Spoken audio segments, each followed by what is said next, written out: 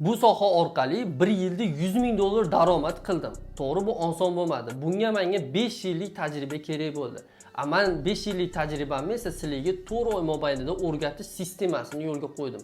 Bu sistema Xalif akademiyada o'quv dastur qilib tayyorlandi. Bu dasturning ichiga sizlar 4 ta programmani mukammal o'rganasizlar. Birinchi programmamiz Photoshop programmasi.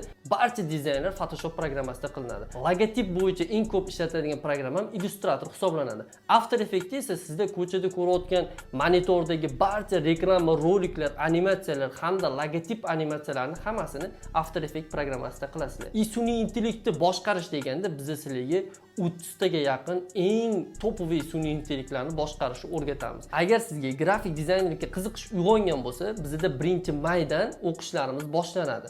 Bunda siz offline, onlayn o'qisangiz bo'ladi. Qabulga yozilmoqchi bo'lsangiz, pastdagi raqamni yoki Telegramdan orqali murojaat qiling.